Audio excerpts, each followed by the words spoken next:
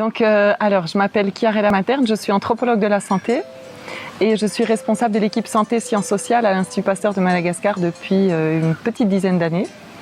Et j'ai la joie de coordonner ce projet, donc au nom de l'Institut Pasteur de Madagascar, ce projet Alliance SHS Afrique. Alors, je suis Hicham Benhassine, responsable de l'unité communication, sciences et société à l'Institut Pasteur de Tunis, qui est en support à la coordination du projet Alliance SHS Afrique avec l'Institut Pasteur de Madagascar. Donc en fait, initialement, ce projet a une histoire en fait parce qu'il s'ancre dans un projet de recherche multicentré qui a été porté par le Pasteur Network au moment du démarrage de la pandémie de Covid. Et donc c'était un projet avec des composantes essentiellement biologiques, biomédicales, et dans laquelle a été rajouté en fait un work package en anthropologie, socio-anthropologie, qui avait pour objectif en fait d'analyser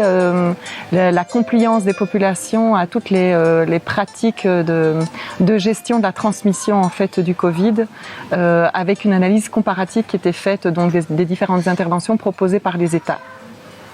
Et donc c'était un peu une grande première en fait pour le Pasteur Network d'associer un work package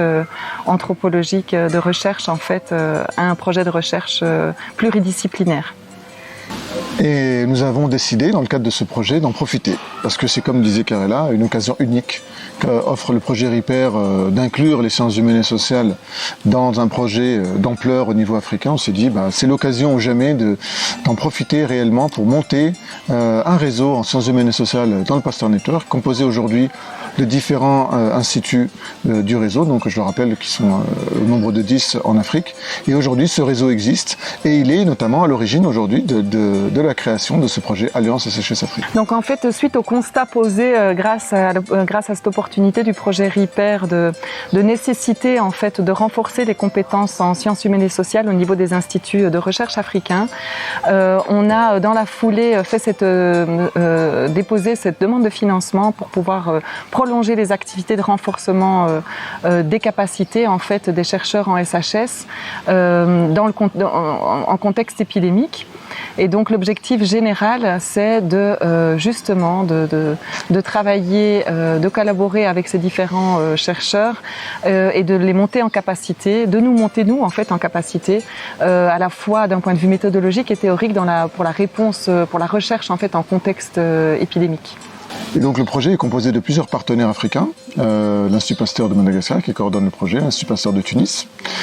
le CERMES au Niger, le CRCF et l'Institut Pasteur de Dakar au Sénégal. Il y a également un soutien de la part de l'Institut Pasteur à Paris. Donc ce projet a 3 composantes. La première composante est d'ailleurs l'idée par le Niger avec le CERMES qui est responsable de cette composante et qui en fait a pour objectif de développer une recherche sur les effets du Covid sur les dispositifs vaccinaux dans les 4 pays dans lesquels on intervient. Donc chaque pays a décliné en fait une question de recherche qui est pertinente en fonction des besoins et puis aussi en fonction des contextes socio-épidémiologiques pour assurer vraiment que la recherche soit adaptée aux contextes locaux. Ensuite, la deuxième composante est l'idée par l'Institut Pasteur de Madagascar et a pour objectif en fait d'offrir et de proposer des outils d'investigation à la fois méthodologiques et à la fois théoriques à nos partenaires, mais pas que, puisque du coup on inclut dans cette composante aussi des membres d'autres réseaux africains qui interviennent dans le même domaine, dans l'objectif vraiment de proposer des outils concrets, puisque après capitalisation de l'existant, on s'est rendu compte qu'il y a beaucoup de choses qui existent, beaucoup de ressources qui sont à disposition, mais ce qui manque, c'est vraiment la mise à disposition d'outils concrets pour que les chercheurs africains puissent intervenir dans la recherche en contexte épidémique. Et donc la composante 3, qui est donc coordonnée par l'Institut Pasteur de Tunis et qui est orientée formation, elle permet notamment de recruter des ressources, des jeunes chercheurs en master, en doctorat, en postdoc, pour participer à ce projet et donc pour les former donc dans le cadre de ce projet. On a également certaines formations d'accompagnement pour le suivi des activités du projet, en leadership, sur le genre, sur la communication. On a également un MOOC, donc qui va être réalisé pour répondre aux besoins de la boîte à outils et de la mise en place d'outils méthodologiques. Et enfin, on a tout un travail autour du transfert de connaissances, parce que l'objectif aussi de ce projet, c'est vraiment d'avoir un réel impact pour que les résultats de ce projet servent réellement à la prise de décision politique, mais également pour que les chercheurs en sciences sociales puissent vraiment